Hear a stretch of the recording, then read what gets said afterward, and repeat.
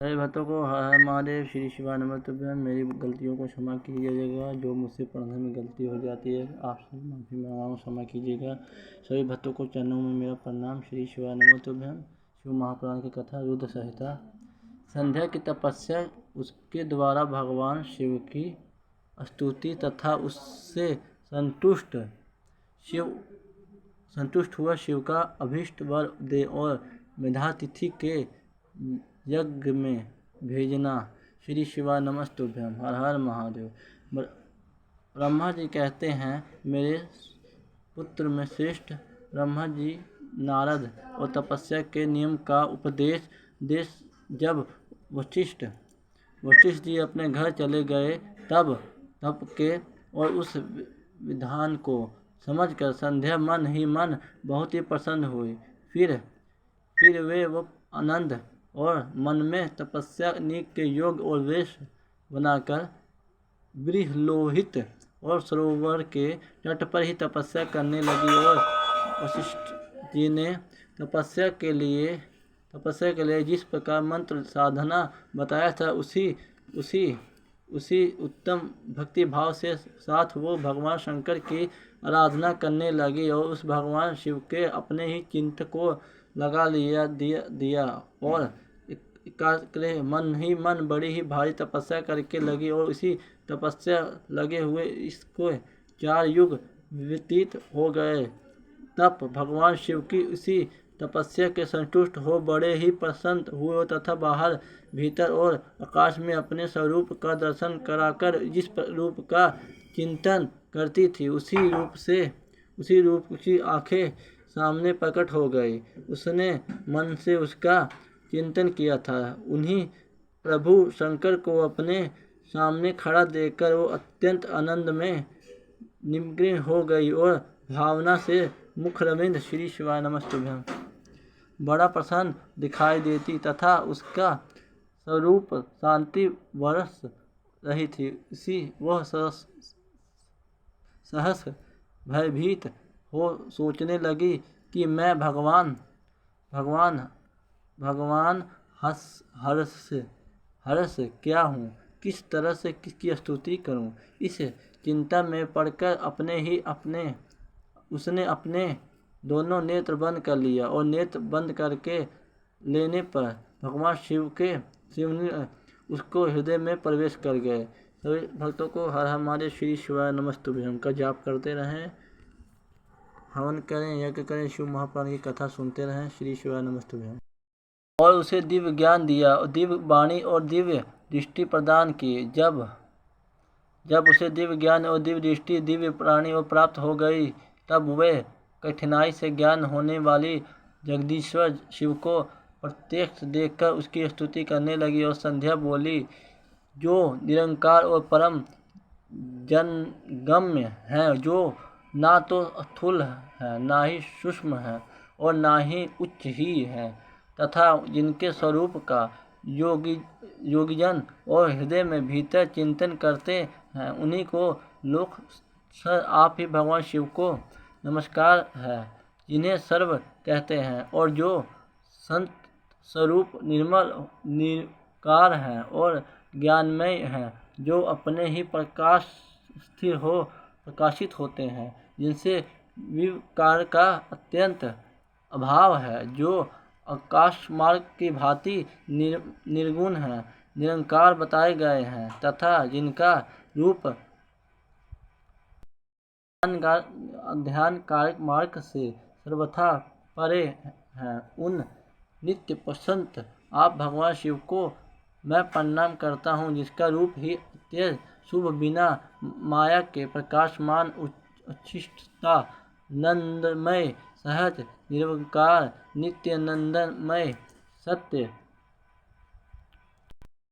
ईश्वर युक्त और प्रसन्न तथा लक्ष्मी को देने वाला है, उसका आप भगवान शिव को नमस्कार है। और शिव रूप की ज्ञान में रूप ही उद्दीपना और की जा सकती है, जो आपको जगत से सर्वथा भीत और तत्व प्रधान ध्यान के। श्री शिवाय नमस्तुभ्यं। योग और अंतपूर्वक सर्वभूत सबको पार लगाने वाले तथा पवित्र वस्तुओं में भी परम पवित्र हैं। उन पर महेश्वर मेरे नमस्कार है। आपको जो स्वरूप शुद्ध, मनोहर और रत्नमय आभूषणों से विभूषित तथा स्वयं कर्पूर के समान गौरवान है, उसने अपने ही हाथों में वर और अभय सूक्ष्म और मूलधारा कर रखा है। दिव्य चिन्मय सगुण संकार और विग्रह सुशोभित और योगयुक्त भगवान शिव को नमस्कार है। आकाश में पृथ्वी, दिशा और जल, तेज तथा काल, यह जिनके रूप हैं, उन आप परमेश्वर को नमस्कार है। प्रार्थना प्रकृति और पुरुष जिनके शरीर रूप से प्रकट हुई है, अर्थात वे दोनों ही जिसके शरीर में, इसलिए जिनका अर्थात रूप से व्यस्त और बुद्धि आदि से परे हैं, उन भगवान शंकर को बारंबार नमस्कार है। जो ब्रह्म होने के जगत की दृष्टि करते हैं, जो विष्णु होने का संसार का पालन करते हैं तथा जो रुद्र होने का अंत में दृष्टि का संहार करेंगे, वही भगवान सदाशिव को बारंबार नमस्कार है। जो शंकर के भी, जो कारण के भी कारण हैं और दिव्य अमृत रूप ज्ञान तथा अनिमा आदि श्रेष्ठ प्रदान करने वाले हैं, समस्त लोकंतरों वैभव और देने वाले हैं, स्वयं ही प्रकाश रूप हैं और प्रकृति भी भरे हैं, उन्हें परमेश्वर शिव को नमस्कार है। नमस्कार है, नमस्कार है।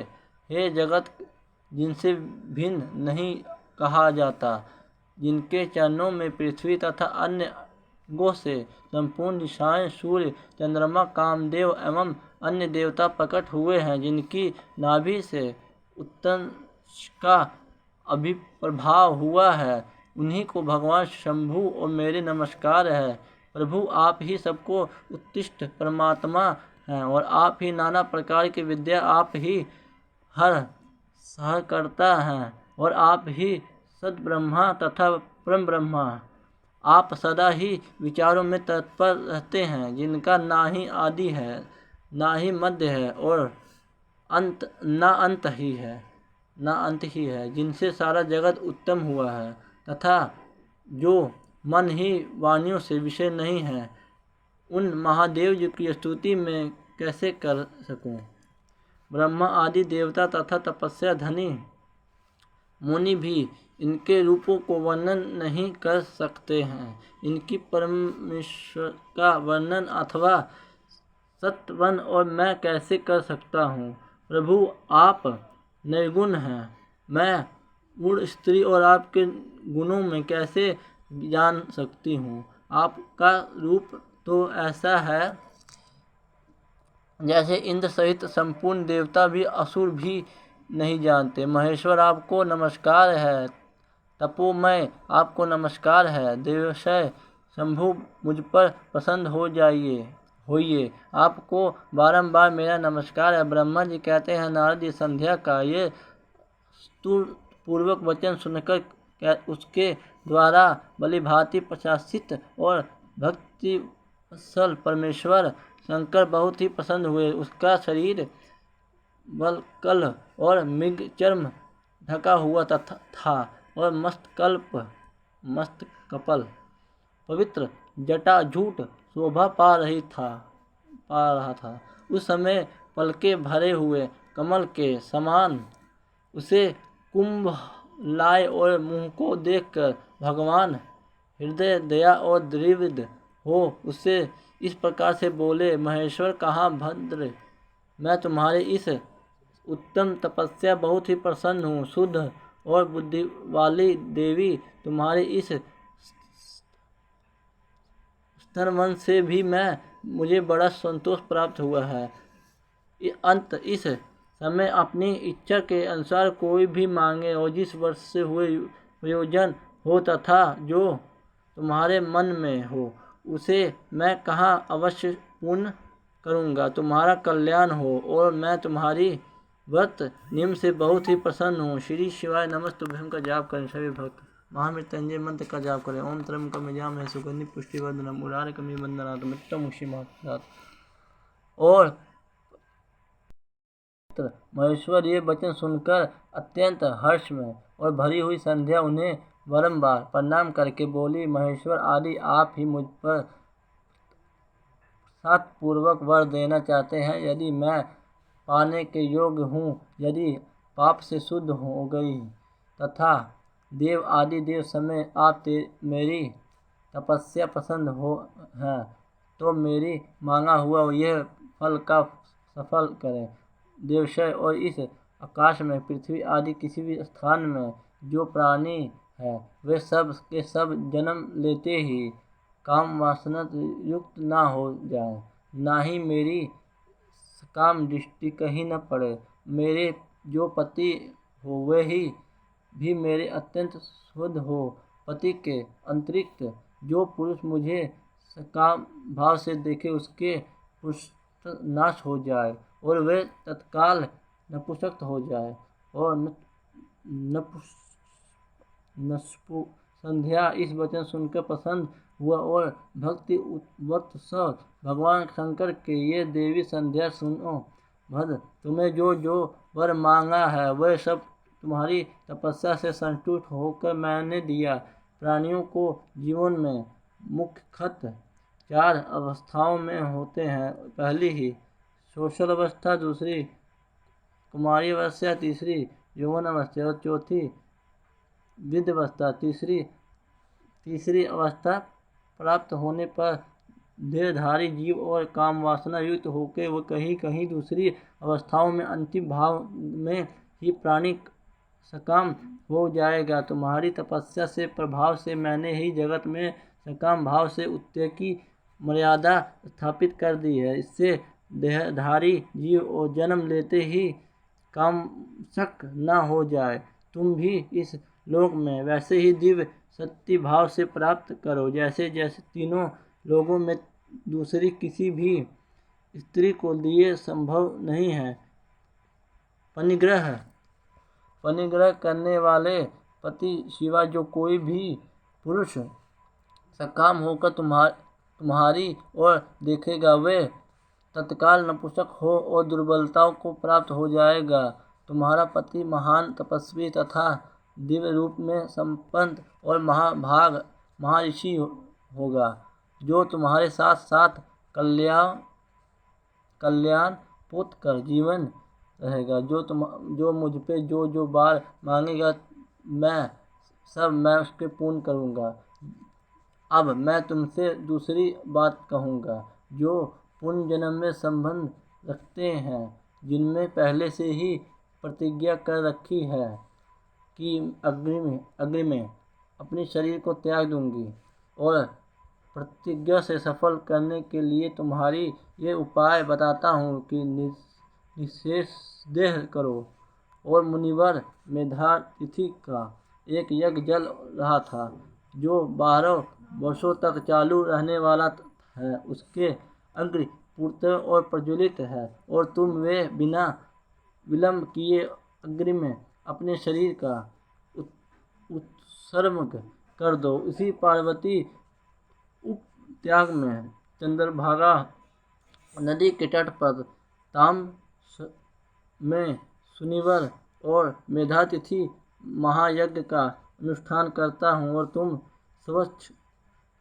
स्वच्छता पूर्वक वहाँ आओ, और मुनि तुम्हें वहाँ देख नहीं सकेंगे। मेरी कृपा से तुम मुनियों को अग्नि प्रकट हुई और पुत्री हो जाओगे। तुम्हारे मन में जिस प्रकार से स्वामी के प्राप्त करने के लिए इच्छा हो, उसे हृदय में धारण कर उसकी चिंतन करते हुए अपने शरीर को वे आज्ञा की अग्नि में हो दो। और संध्या जब तुम इस पर्वत पर 4 युगों के लिए कठोर तपस्या कर रही थी, उन्हीं दोनों उस चतुर्युग का सतयुग बीत जाने पर के प्रथम भाग प्रजापति दक्ष बहुत ही कन्या हुआ। उन्हें बहुत अपने ही सुशील और कन्याओं को यथायोग और वैराग्य के साथ विवाह कर दिया। उनसे 27 कन्याओं का विवाह उन्हें चंद्रमा के साथ, चंद्रमा अन्य पत्नियों को छोड़कर केवल रोहिणी प्रेम करने लगे और उसे कारण क्रोध से भरे हुए। दक्ष ने जब चंद्रमा को शाप दे दिया तब समस्त देवता तुम्हारे पास आए, और परंतु संध्या तुम्हारी मन ही मुझ पर लगा हुआ था और तुमने ब्रह्मा जी को साथ आए और उन देवताओं पर दृष्टिपात ही नहीं किया। और ब्रह्मा जी ने आकाश की ओर देखकर और चंद्रमा पुण्य अपने स्वरूप को प्राप्त कर यह उद्देश्य मन में रखकर उन्हें शाप से छुड़ाने के लिए नदी दृष्टि की, जो चंद्रभागा नदी नाम से विख्यात हुई। चंद्रभागा पत पर्व काल में ही महर्षि मेधातिथि और उपस्थित हुई थी तथा तपस्या द्वारा मान्यता और करने ना तो कोई हुआ, ना ही है, ना ही होगा, ना ही उन महर्षियों को महान विधि विधान के साथ शीघ्र कल तक चलने वाले ज्योतिष्ठ नाम और यज्ञ का आरंभ किया। उससे अग्निदेव और पुण्य रूप से प्रज्वलित हो रहे और उस आग में हुए अपने शरीर को डाल दो और परम पवित्र हो जाओ। ऐसे करने से समय तुम्हारी वह प्रतिज्ञा पूर्ण हो जाएगी। इस प्रकार से संध्या उसको हित का उपदेश कहकर देवशय और भगवान शिव की अंतर्धान हो गई। श्री शिवाय नमस्तुभ्यं। अध्याय हर हर महादेव। श्री शिवाय नमस्तुभ्यं रुद्र संहिता का पाठ कर रहा हूँ। शिव महापुराण की कथा। सभी भक्तजन को प्रणाम। लाइक एंड सब्सक्राइब कर भूल चूक माफ करें।